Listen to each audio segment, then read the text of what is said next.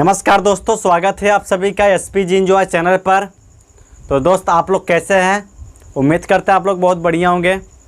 तो दोस्त आज के वीडियो में आपके लिए लाया है एक इंटरेस्टिंग कहानी, एक इमोशनल स्टोरी जिसको सुनकर भी आप लोग इमोशन में हो जाओगे।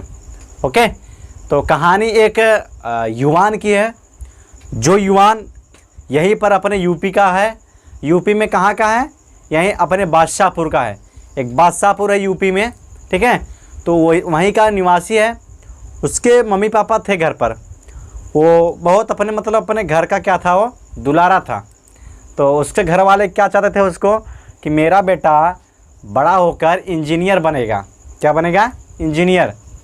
तो वो भी बहुत पढ़ने बहुत ठीक ठाक था। वो भाई अच्छे से पढ़ाई कर रहा था। तो एक दिन क्या हुआ, उसके पिताजी बोले कि बेटा तुम तैयारी करने के लिए इलाहाबाद चले जाओ। बोला कि ठीक है पापा, जैसा आप चाहो। तो इलाहाबाद चला गया पढ़ने के लिए। वो इलाहाबाद 2 महीने तक पढ़ा था। तो अचानक उसकी माता की तबीयत ख़राब हो गई। तो उसके पिताजी बाहर गए थे कहीं पर। तो जब सुना कि माता की तबीयत ख़राब हो गई है, तुरंत इलाहाबाद से आया घर पर और अपने माता को लेकर कहाँ गया? इलाहाबाद में लेकर गया। वहीं पे एडमिट कराया। तो डॉक्टर बोले कि आपकी माँ बहुत सीरियस है। बोले कि तब क्या करना पड़ेगा?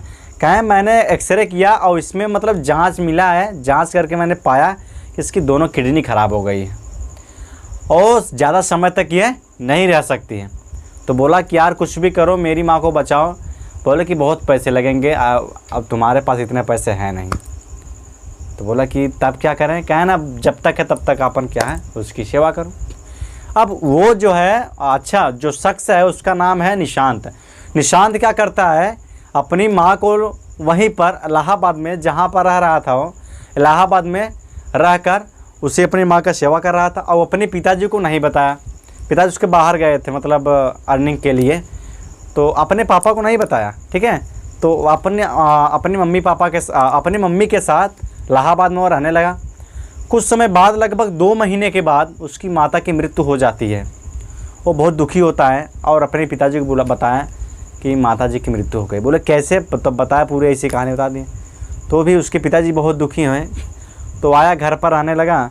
कुछ दिन तक था, 15-20 दिन तक। उसके बाद क्या हुआ, वो बोला कि यहाँ पर उसका मन ही नहीं लग रहा था ना। तो निशांत क्या किया, तुरंत कहाँ पहुँच गया? इलाहाबाद। वहीं पर रहने लगा। तो उसके दिमाग में आया, जब मम्मी बीमार हो गई तो पापा प्रॉब्लम है। पापा जब बाहर नहीं जाएंगे तो पैसे नहीं आएंगे, और जब पैसे नहीं आएंगे तो हम पढ़ेंगे कहाँ।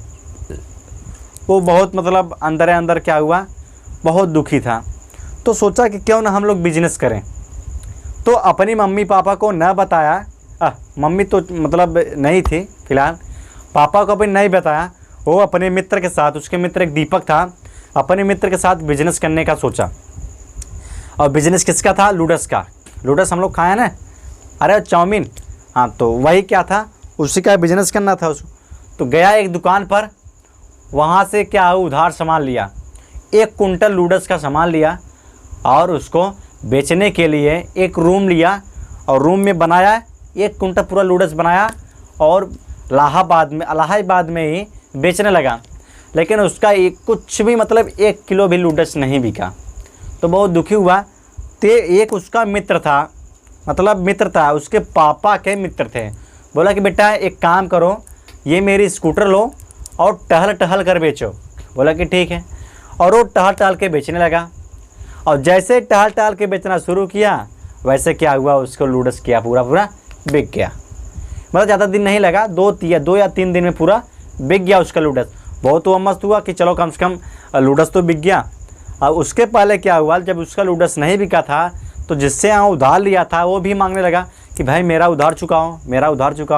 ये बोला कि अरे मेरे तो अभी बिका ही नहीं है, तो मैं कैसे चुकाऊँ? बोला कि नहीं, कुछ तो करो, मैं चुकाऊँ। तो बहुत परेशान हो गया था।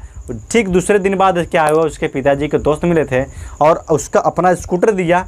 वो क्या है, उनका स्कूटर लेकर इलाहाबाद पूरे इलाहाबाद में घूमा और अपने लूडस को बेच डाला। इससे क्या उसको कुछ अर्निंग हुई और ख़ुद का वो रेस्टोरेंट खोला। एक क्या है, अपना रेस्टोरेंट खोला। और रेस्टोरेंट्स में क्या अपना काम करवाने लगा। 2-3 आदमियों को रखवा लिया, आराम से काम करने लगा।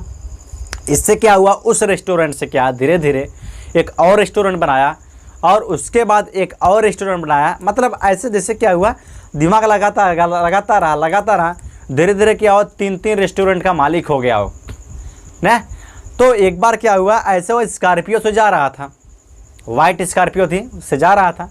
तो उसी दिन क्या हुआ, कुछ चोर थे कहीं से चोरी करके भाग रहे थे, और वो जो चोर थे वो भी वाइट स्कॉर्पियो में जा रहे थे। अब भाई इधर निशांत भी अपने दोस्तों के साथ जा रहा था, उधर चोर को पकड़ने के लिए पुलिस पीछे लगी हुई थी। अब जाते जाते चोर लोग तो भाग गए और पकड़ा गया कौन, इसकी गाड़ी। और इसकी जब गाड़ी पकड़ी तो बोला कि हम लोग तो कुछ नहीं किया। बोले कि हाँ तो ठीक है, तुम लोग कुछ नहीं किए हो। सभी लोग ऐसे बोलते हैं। बोला कि सच में हम लोग कुछ नहीं किए हैं। हाँ, तो पुलिस लोग बोले भाई इसकी गाड़ी के चेकअप करो। गाड़ी के चेकअप किया तो कुछ उसके दोस्त लोग अपने अपने जेब में कुछ मतलब रहते ना, जैसे थोड़ा सा आईआईसी टाइप रहते हैं, तो थोड़ा सा गांजा वाजा रखे थे। वो पकड़ा गया, उसके दोस्त लोग चले गए जेल में। जब दोस्त लोग चले गए जेल में तो उसका रेस्टोरेंट धीरे धीरे ख़राब हो गया। तो बेचारा एकदम परेशान, मतलब एकदम टूट गया था वो। फिर मतलब बताओ कहाँ से वह उठा था, फिर वहीं पर आकर बैठ गया। आया अपने घर पर, कुछ समय तक घर पर आया, फिर उसका मन नहीं लगा, फिर आया इलाहाबाद में आया तो उसके पिताजी के एक दोस्त फिर मिले। वो डॉक्टर थे, डॉक्टर प्रवीण नाम था उनका। वो आए, उससे बोले कि बेटा चलो एक क्लिनिक खोल लेते हैं। तो वो जो निशांत था अपनी बहन के साथ वहीं था, वो दोनों लोग मिलकर क्लिनिक खोल दिए। कुछ समय तक खोले लेकिन उनका मन नहीं लग रहा था, जो निशांत था उसका मन नहीं लग रहा था। अरे कहाँ वो मतलब रेस्टोरेंट का मालिक था और आके क्लिनिक पर बैठा था, अच्छा लगेगा? नहीं अच्छा लगेगा। वो बेचारा फिर से शुरू किया रेस्टोरेंट, गया एक थोड़ा छोटा सा रूम लिया, वहीं शुरू किया और फिर धीरे धीरे क्या हो स्टार्ट किया और रेस्टोरेंट ख़रीद लिया।